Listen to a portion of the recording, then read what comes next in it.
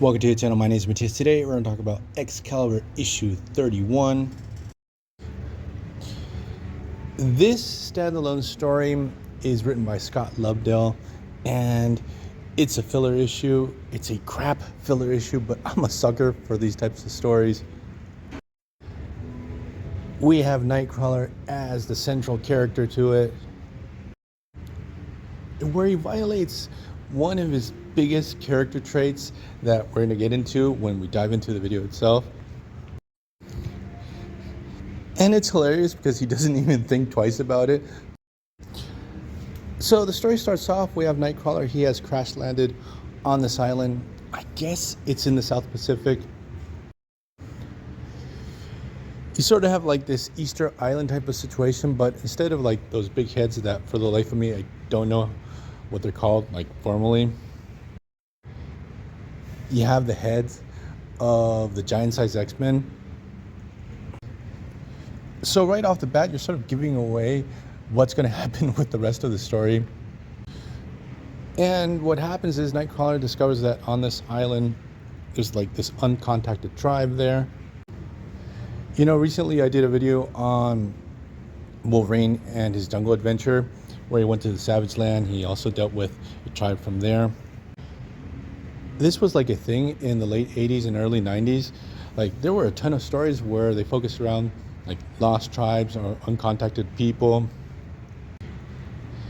It's like all of a sudden everyone had like a subscription to National Geographic, or they had the Discovery Channel. I don't know. So what happens is Nightcrawler comes across a situation where this tribe is doing this ritual sacrifice, I guess, of a virgin. They throw her into a pit. He dives in to try to save her. Now down in this hole, what happens is Nightcrawler discovers that there's a monster there, and a monster that somehow knows how to speak in English. Because prior to this, there was a lot of emphasis on the fact that no one in the tribe spoke English and Nightcrawler couldn't communicate with them. And very quickly, this monster gets into the supervillain monologue, and we discover that it's the son of Krakoa. When the original Krakoa was shot into outer space, like some spores fell off it and has landed on this island and has developed, and now it's like considered to be like a god for these people there. So Krakoa Jr., he's pretty happy to see Nightcrawler. He's like, I'm ready to take vengeance on the X-Men. And he has created his own X-Men called the Vega Men.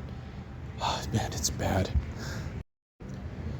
So for a couple pages, we have Nightcrawler having to deal with these Vega Men. I'm not sure why Nightcrawler's teleportation powers are not working very well, or he doesn't use them too much. But he realizes that when these Vega Men don't touch the ground, they become lifeless. Except for the Angel Vega Man, because he can fly around not touching the ground and he's just fine. There is no consistency in this story, but that aside, Nightcrawler is able to taunt Krakoa Jr. to get out of this cave. They start fighting all over the island, and he tricks him to go out in the water. And what happens is Krakoa Jr., since he's not touching the ground, he dies. He dies drowning. He has a horrible death. He doesn't think twice. It's like one of the main character traits that Nightcrawler has is that he doesn't kill. It's hilarious. So what happens is somehow Nightcrawler is able to call in the rest of Excalibur to rescue him. When they arrive to the island, they're treating Nightcrawler as a king there. And it just has this super happy and upbeat ending to this story. So as you can see, like the story, it's shameless filler. This particular era of Excalibur was like pretty rough. Scott Lobdell had a real hard time with Excalibur. He just didn't know what to do with this series. You know, even though this was a crap story, it was also a missed opportunity, because you had the Krakoan era, and you could have had the island having some beef with Nightcrawler over the fact that he basically killed his kid. You know, I just realized that the Vegamen emerged from something very reminiscent of the Krakoan eggs. Did Hickman steal from this story?